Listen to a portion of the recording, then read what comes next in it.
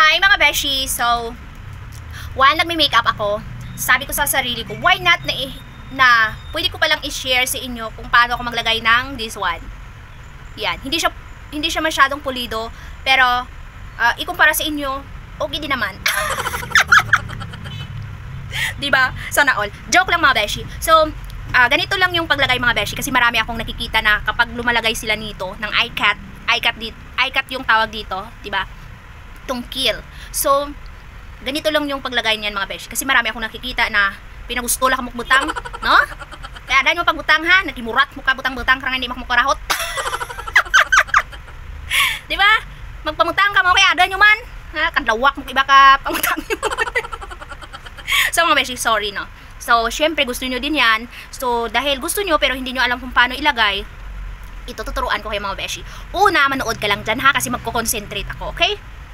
Una, dito ka sa dulo dito. Ayan. Ganyan muna mga beshi. Isang guhit lang muna mga beshi. And then, pangalawa mga beshi is this one. Mga beshi, dapat hindi ka pasmado, no? So, hindi ako magsasalita mga beshi dahil nagko-concentrate ako, di ba? So mga beshi, dapat na mayad ka sa pamulso mga beshi, no? Pero kung pasmuhon ka mga beshi, ating kadag-kadagagi na eh. Tapos, ganituhin nyo lang yan mga beshi para ano mga beshi, para pantay.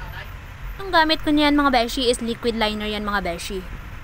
Minsan mga beshi, gumagamit ako ng eyebrow pencil na color black. So ganyan mga beshi. Diba? Ganyan lang yung paglagay mga beshi, no? Ha? Ganun lang yung paglagay mga beshi. Huwag kayong magpapataka na maglagay ng mga ikat-ikat. Kung hindi kayo marunong maglagay, hindi, huwag kayong maglagay.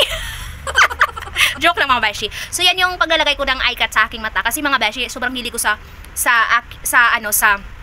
makeup. College pa ako noon mga beshi. Ako na yung naglalagay ng mga ganito sa aking mga classmates. So, hi sa mga classmates ko dyan na nilalagyan ko ng ganito noon. Hindi masyadong ganito dahil hindi pa ako masyadong expert. So ngayon mga beshi, expert na? No, hindi pa rin, pero yan yung tamang paglagay mga beshi. Yan, ganun. Ha? Wag dito kayo magsimula mga beshi, oh, sa dulo. Yan. Tapos iguhit nyo lang ng isang guhit, and then ano nyo dito, guhit din kayo dito sa dulo, and then papunta dito. Yan yung tamang paglagay. Nakikita nyo naman siguro mga beshi. So yan lang yung tamang paglagay ng iCat. Okay? Hindi kayo magti-thank you sa akin? Hindi, wag. Thank you mga beshi. Bye-bye. Yun lang. Ganda, di ba? Takaan ko.